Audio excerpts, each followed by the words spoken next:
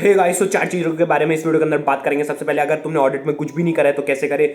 दूसरी चीज, अपन ऑडिट के अंदर कैसे अपन सारे प्रोविजंस वगैरह याद करें। और तीसरी चीज, मैं इसके अंदर तुम्हारे को मॉड्यूल से एबीसी एनालिसिस भी थोड़ा बता दूंगा कि कौन से चैप्टर, अगर तुमने कुछ भी नहीं करा है तो कौन से चैप्टर, कौन से टॉपिक्स तुम्हारे को फर्स्ट प्रायोरिटी पे करनी चाहिए। और चौथी चीज भूल गया मैं भी। जैसे ऑडिट के अंदर अपना होता ही, अपन बहुत सारे पॉइंट्स याद करते हैं तो एक दो पॉइंट अपन भूल ही जाते हैं। ऐसे ही मैं भी 4 पॉइंट भूल चुका हूँ, ठीक है ना। तो देखो, सबसे पहले अगर तुमने ऑडिट में कुछ भी नहीं करा है ना, ये जो मैं तुम्हारे को चैप्टर बता रहा हूँ ना, अब ये साथ में मतलब मार्क कर लो तुम।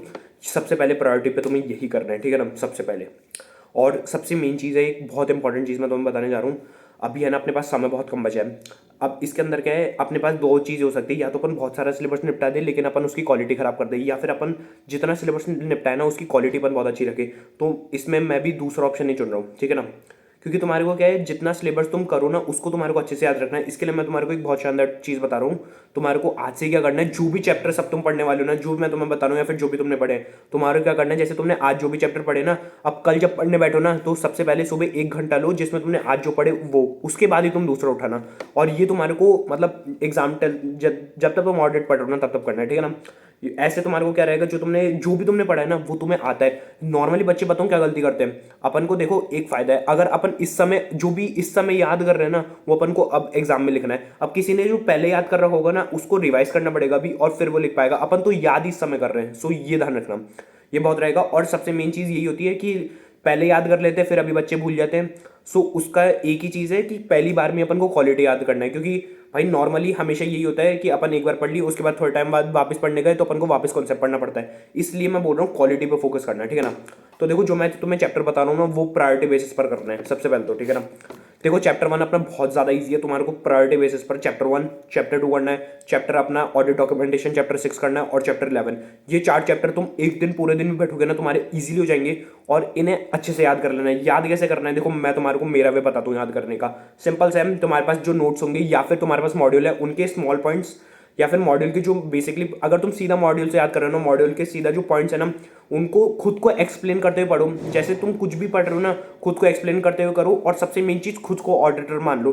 मैं हूँ ऑडिटर, अब मैं ऐसे ऐसे करूंगा। इमेजिन करो कि यार मैं कोई कंपनी में जा रहा हूँ, मेरे को थोड़ा ऐसे ऐसे काम करना है। अच्छा, वो लोग ऐसे बोल रहे हैं, इसमें मैं क्या कर सकता हूँ। ऐसे थोड़ा खुद से क्वेश्चन पूछते हुए और सारे पॉइंट्स खुद को एक्सप्लेन करते रहो। और मोस्ट इंपॉर्टेंट थिंग, जो तुम्हारी हेडिंग याद कर रहे हो ना उससे तुम्हारे पॉइंट्स है ना कनेक्ट करते रहो। मोस्ट इंपॉर्टेंट चीज रही है। और इससे भी एक और चीज अच्छी, एक्रोनिम बनाना। एक्रोनिम मतलब वही, जैसे तुम्हारे पास 5 पॉइंट दे रखे हैं, अब उनके जो कीवर्ड्स हैं या फिर उनके फर्स्ट फर्स्ट लेटर लेके कुछ खुद से ही वर्ड्स बना लो।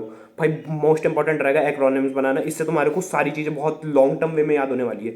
सबसे इंपॉर्टेंट देखो ऑडिट में यही है, तुम ऐसा 1 घंटे में तुम ऑडिट ऐसी पढ़ो कि वापस तुमने जो 1 घंटे में पढ़ा ना, वापस तुम जब अगली बार पढ़ो उसे वापस पढ़ने की जरूरत ना पड़े। कॉन्सेप्चुअली याद पॉइंट्स रिमेंबर करना है अपन को, वो मोस्ट इंपॉर्टेंट रहेगा। सबसे मेन रिवीजन करते रहो, ठीक है ना। अब देखो, तुमने ये कर ली सबसे पहले 1, 2 और अपने पास 6 है और 11 कर ली। मोस्ट इंपॉर्टेंट है ये चैप्टर, तो सबसे पहले कर लो, बहुत ईजी है, ठीक है ना। उसके बाद तुम्हारे को क्या करना है, देखो उसके बाद अपन करेंगे चैप्टर 7 कंप्लीशन रिव्यू। 6 ऐसे हैं इसके अंदर, मोस्ट इंपॉर्टेंट रहेगा, मतलब आराम से हो जाएगा। मस्त मस्त ऐसे हैं इसके अंदर तुम्हारे को, सब्सिक्वेंट इवेंट्स वगैरह, गोइंग कंसर्न, रिटर्न रिप्रेजेंटेशन, बहुत अच्छे अच्छे ऐसे 2-2 पेज के मेरे पास नोट्स हैं उसके, मतलब बहुत अच्छे से रिवाइज हो जाता है भाई। आराम से हो जाएगा, कोई दिक्कत नहीं आएगी। इजी इजी है, मतलब तुम इसको खुद से ऐसे याद करते हुए, असम्पशन लेते हुए ऐसे ही अच्छा ऐसे ऐसे वो बहुत ईजी लगेंगे तुम्हारे को, ठीक है ना। उसके बाद देखो क्या करना है, अपन ने कर लिया चैप्टर 7 कंप्लीशन एंड रिव्यू। उसके बाद अपन को करना है चैप्टर 10 ऑडिट एंड बैंक्स। देखा जाए ये 4-5 नंबर का ही आएगा एक क्वेश्चन सिर्फ, इसलिए ये इतना इंपॉर्टेंट नहीं है। लेकिन सुनो सुनो सुनो, मैं इसके अंदर क्या बता रहा हूँ, जो मैं बता रहा हूँ ना थोड़ा सा अपन रिस्क खेलेंगे। अगर तुम बिल्कुल ही नहीं कर रहे ना तो मैं बता रहा हूँ ये करना चैप्टर ऑडिट ऑफ बैंक्स के अंदर सिर्फ, ठीक है ना। जो मैं बता रहा हूँ वो करना। सबसे पहले तो अपन को जो एनपीए वगैरह का दे रखा है ना, डिफरेंट डिफरेंट टर्म्स में, मतलब अपने पास क्रेडिट टर्म्स जो भी दे रखे हैं, स्टार्टिंग अपने पास 3-4 पॉइंट वो। और साथ ही साथ अपन को वो बैंक्स वाला नहीं करना उसके अंदर। देखो मैं तुम्हारे को चाहे तो एक बार बता ही देता हूँ चैप्टर 10 में क्या है। इसके बाद हो सकता है मैं तुम्हारे को वीडियो 1.5 डेज वाली दूँ, इसके अलावा ना दूँ, इसलिए। तो देखो, तुम्हारे को सबसे पहले ऑडिट ऑफ बैंक्स है ना अपना चैप्टर 10। उसके अंदर देखो अभी अपना आएगा कंक्लूजन, और ये स्टार्टिंग के जो है ना वो इतने इंपॉर्टेंट नहीं है, ठीक है ना। अपना सबसे मेन आएगा टाइप्स ऑफ फंडिंग। यहाँ से देखो पेज नंबर 10.26 पे जाओगे ना, उसके बाद तुम्हारे को दे रखा है prudential norms of income recognition. इसमें non performing asset, out of order, ये ओवरड्यू। यहाँ से तुम्हारे को करना है क्लासिफिकेशन ऑफ एसेट्स, ठीक है ना, एनपी मतलब ये वाले तुम्हें करने हैं। इसके अंदर तुम्हारे को वो जो दे रखा है ना टेबल दे रखी है 25%, 40%, 100%, जो जितना परसेंटेज बदला जो तुमने एडवांस अकाउंट में पढ़ा होगा तो तुम्हारे को बहुत ज़्यादा सही रहेगा, पढ़ रखा होगा जितना कि, ठीक है ना। इसके अलावा तुम्हारे को एक और टॉपिक करना है ड्राइंग पावर की डेफिनेशन वगैरह, मतलब ड्राइंग पावर का पूरा टॉपिक, उसमें डेफिनेशन वगैरह होगी और उसकी जो कैलकुलेशन वगैरह वो पूरी, ये चैप्टर 10 के अंदर तुम्हारे को करना है भाई, बहुत सही रहेगा, ठीक है ना। उसके बाद तुम्हारे को करना है कारो। कारो को भाई सबसे पहले मारो, उसके अंदर भाई तुम्हारे को लिटरली 3 नंबर का अपने पास फिक्स क्वेश्चन आएगा, 21 पॉइंट है, मस्त याद कर लो उसको। एक सीक्वेंस में बना के तुम एक बार मतलब आधे 1 घंटे के अंदर तुम्हारा पूरे 3 नंबर कंफर्म हो जाएंगे, इसलिए कारो जरूर करना, ठीक है ना। उसके बाद देखो ऑडिट ऑफ बैंक्स कर चुके, अपन कारो कर चुके, अब अपन को करना है audit report. Audit report most important रहेगा अपना।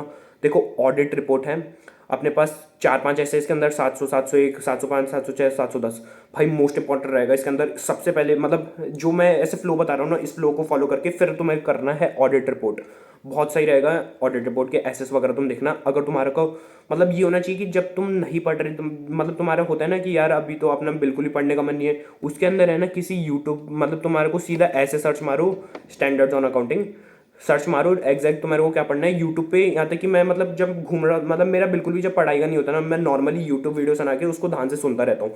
और एक और चीज़ मैं तुम्हें बता रहा हूँ, अंकित ओबरॉय सर की लास्ट 10 ईयर्स की तुम आरटीपी एमटीपी जरूर देखना, वो इस समय जरूर देख लो। मतलब तुम्हारे को नहीं आता ना, नहीं भी आता फिर भी तुम देख लो उसको, देखो पॉज करो, अच्छा ये क्वेश्चन है, पहले क्वेश्चन खुद रीड करना और फिर वो आंसर बताएंगे, अच्छा इसका ये आंसर होगा, ठीक है थोड़ा बहुत याद हो गया, ताकि तुम कुछ तो लिख सकोगे वहाँ पे, ठीक है ना। इसके बाद अपन करेंगे ऑडिट रिपोर्ट। ऑडिट रिपोर्ट भाई मोस्ट इंपॉर्टेंट रहेगा, बहुत सारे क्वेश्चन इसके अंदर से आते हैं। उसके बाद देखो चैप्टर 4 है audit evidence, most important chapter है। इसके अंदर 500 की जो सीरीज आएगी ना भाई, उसके ऐसे कर लो रिलेटेड पार्टीज वगैरह, मतलब ऑडिट प्रोसीजर्स, सैप फैप जो भी है भाई, ये टेस्ट ऑफ डिटेल्स वगैरह ये सब है, बहुत सिंपल से हो जाएगा, जल्दी से हो जाएगा। अगर तुम इतना भी कर लेते ना, बहुत ज़्यादा सफिशिएंट है, बहुत ज़्यादा। मतलब इसके अंदर तुम सबसे मेन चीज़ बताऊँ क्या, अगर तुम टिल जितनी अभी मैंने चीज़ें बताई इतनी तुम क्वालिटी के साथ कर लेते हो ना, इसको जैसे मैंने बताया हर सुबह उसको रिवाइज करो जितना तुम पहले पढ़ चुके, और एग्जाम तक तुम ये चीज़ें भी क्वालिटी से कर लेते हो ना, पास तो आराम से हो जाओगे भाई, ईजिली पास है, ठीक है ना। और बाकी सारे चैप्टर अगर तुम ये कर लेते हो, इसके बाद तुम बाकी सारे चैप्टर टच कर सकते हो। सबसे इंपॉर्टेंट चीज़ रहेगी यही, देखो ऑडिट के अंदर मैं तुम्हारे को चैप्टर बताई दी, ये सब वगैरह करने, याद कैसे करना वो बताई दिया, कुछ भी नहीं करा, तो ये सारी चीज़ें ही याद करनी तुम्हें बेसिकली है, और ये सब कर लोगे तुम्हारा का ईजिली हो जाएगा। सबसे मेन चीज़ यही है, क्वालिटी पे फोकस करना, जैसे कि तुम अगले टाइम वापस पढ़ो ना, तो यही है पहले वाले का रिवाइज करके पढ़ो। और सबसे मेन चीज़ ऑडिट के अंदर एक बहुत ज़्यादा दिक्कत आती है, बहुत ज़्यादा, क्या कि जब अपन क्वेश्चंस वगैरह करेंगे ना, तो यही आइडेंटिफाई नहीं हो पाता कि अपन उसके नीचे आंसर कौन से 3 पॉइंट लिखना है, यार ये याद नहीं आ रहा, इसको भाई बहुत ज़्यादा हो सकता है अपने साथ ये। सो सबसे बेस्ट रहेगा, अगर तुम्हारे पास बहुत ही कम टाइम है और तुमने अभी भी मतलब बहुत कम कर रखा है या फिर कुछ नहीं कर रखा, जो मैंने चैप्टर्स बताया वो तुम्हें करना है, साथ ही साथ बताऊँ क्या करना, आरटीपी एमटी वगैरह खोलोगे ना, रिटन प्रैक्टिस जान दो, वो तुम एग्जाम में सीधा बैठ के भी लिख लोगे, इतना कोई फर्क नहीं पड़ता, ठीक है ना। सीधा तुम पढ़ो क्वेश्चंस और उसका देख लो आंसर, मतलब आंसर खुद से सोचो ये आंसर होना चाहिए, उसके बाद आंसर है ना, आंसर्स में जाके उसको रीड कर लो, बहुत सफिशिएंट रहेगा। आंसर्स का तुम्हारे को पूरा आइडेंटिफाई हो जाएगा, और क्वेश्चंस में क्या आंसर लिखना है, कैसे भी करना है।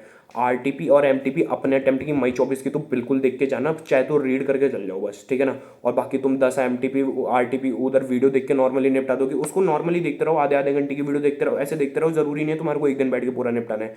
सो ऐसे तुम पूरा ऑडिट का कर सकते हो, अगर तुम्हारे को टिप्स वगैरह जो भी इन चीज़ों में मैंने बताई। 4th पॉइंट में तुम्हारे को स्ट्रेटेजी बोलने वाला था, अभी याद आया ठीक है ना। यही होता है, अपन पहले सारे पॉइंट याद आते हैं, अब बाद में अपन कुछ और कर रहे होते हैं, तब जाके 14 पॉइंट याद आता है, ठीक है ना। सो स्ट्रैटेजी पूरी यही है अपनी। बाकी तुम्हारे को अगर वीडियो अच्छी लगी हो, टिप्स हेल्पफुल लगी हो, तो लाइक सब्सक्राइब जरूर करना, ठीक है ना। यही था इस